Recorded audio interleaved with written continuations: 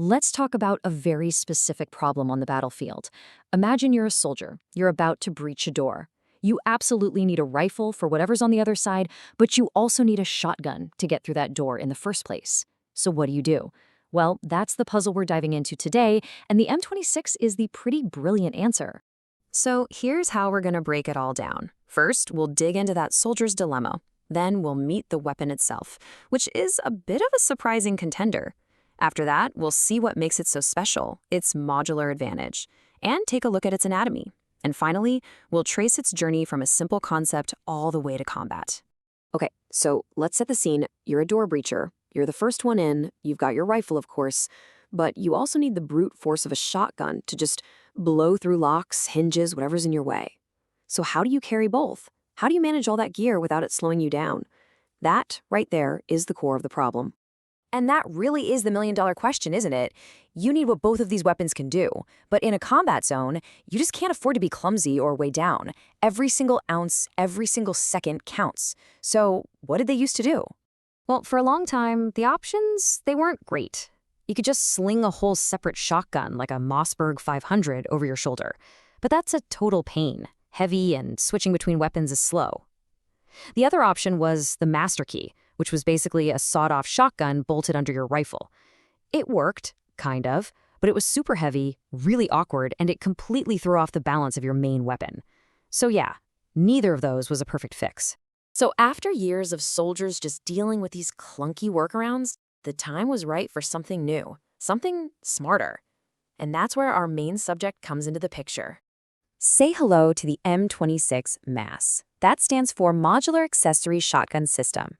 And see, it's not just another shotgun. This thing was designed from the ground up to solve that exact problem we've been talking about, to seamlessly integrate with a soldier's primary weapon. And here's the real game changer. It weighs half as much as that old Masterkey system. It's just so much less clunky. And when you're carrying gear all day, cutting that weight in half makes an absolutely massive difference. Now here's a little bit of trivia for you. You'd expect a military-grade shotgun to come from one of the big household names, right? Like a Remington or a Mossberg. But no, the M26 actually came from Seymour Products, a company that was famous for making high-end optics for competition pistol shooters. Definitely not who you'd expect. So what's the secret sauce here? How does the M26 pull all this off? Well, it all comes down to one word: modularity. This weapon isn't just about being lighter, it's about being incredibly clever in its design. And this is the magic trick right here. A soldier can carry it as its own little compact shotgun, with a pistol grip and a stock. Or, and this is the cool part, they can quickly reconfigure it and attach it right under the barrel of their M4, creating a single, unified weapon system. And get this, the conversion process is so simple it's almost funny. You just find this one pin at the back, pop it out, and the whole stock and pistol grip assembly just slides right off. That's it. No tools, no armor are needed. You can do it right there in the field. The way it connects to the M4 is just as smart. You don't need some special clunky bracket.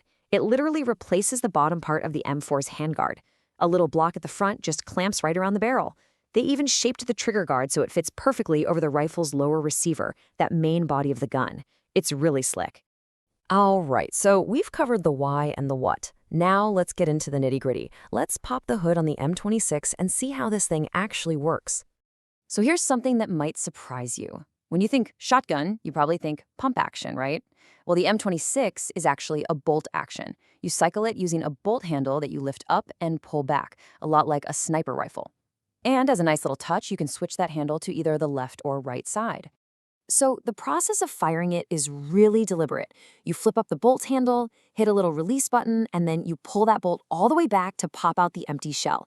Then you just push it forward, and that strips a fresh round from the magazine and loads it into the chamber. Simple, reliable. And this is where that magazine-fed system really shines. A soldier can carry different magazines for different jobs. Got a door in the way? Slap in a magazine of breaching slugs. Need a less lethal option for crowd control? You've got rubber slugs or rubber buckshot. And of course, for close quarters combat, you've always got your standard heavy-hitting 00 buckshot. It's incredibly versatile. But, a weapons system this innovative doesn't just appear on the battlefield overnight. Like a lot of military equipment, the M26 had a pretty long and winding journey to get into the hands of soldiers.